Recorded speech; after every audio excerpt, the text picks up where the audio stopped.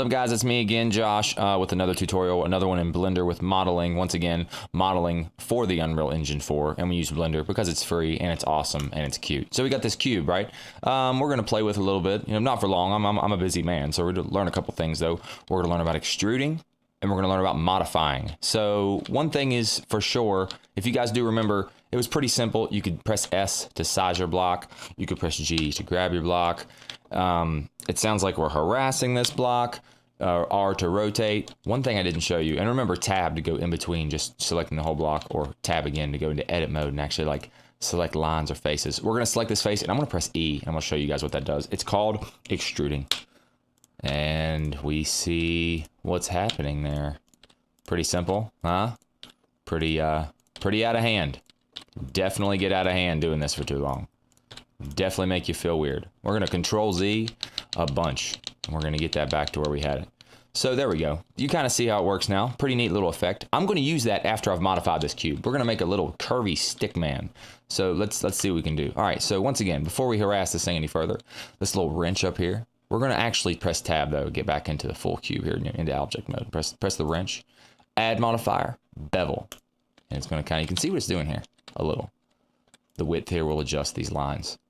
Turn it all the way into a diamond. That's what I'm talking about. We're going to stay simple. Keep it right here. Now watch segments. As you crank it up, it curves the edges. Crank it up to 12.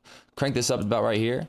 Looking good. I want to get rid of them lines. So like last time, smooth it out. And now we're proud. Now we're proud of this very luscious marshmallow looking marshmallow. So what we're going to do now is use our extruding tool. Since we modified inside, the subdivisions that were made via the modifier didn't really affect the entire cube's faces. So we still only have 6 faces on the cube instead of hundreds in there.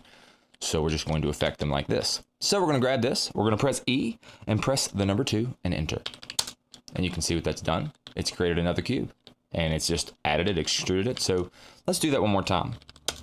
Oh, click on your cube. E2, enter, E2, enter. Pretty nice. Do it here and do it twice. And then we'll go to this bottom cube here and do it 3 times. We'll go to this middle cube in the middle here and we'll go up 4 times. And then maybe the ones right beside it, and we'll go 2 on each. So now, once again, E2, enter, E2, enter. I just did that a bunch.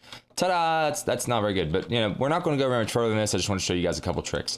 To make it look a little better, I probably would do this. I would switch back to lines, and I'm not an artist, by the way. Switch back to lines and click on both of these, and then press G. We know what to do, and we'll do it on the Z axis and kind of move it down about right there. See? Maybe take the arms. I would maybe take the face here, this face here, press the G key and on the Z, and maybe just bring them down a hair like that. And then just for fun, we could possibly do this. You could select both of these faces, W, subdivide. And now that they have that look to them, pay no mind to the little squares in between. If you put the faces back together, they will disappear. But now that we have these, we can select just these bottom 4 faces, and I can press E1. We'll go E2 and have himself something like that. Now you see them little lines, you may see that may bother you. You can put faces back together by pressing F. So if you're holding shift and selecting more than one, that's how I'm doing that. Hold shift, after you have a couple select, press F and it'll put them back together. Not only is that good for depolying, but it's also good for, getting rid of some of the lines. And so that's pretty much a little guy we created. I feel like that was fairly simple. Learn a couple things though, and how you can, do some simple modeling. Once again, we're not professionals. We do it different ways, but this is just a simple way I personally go about it.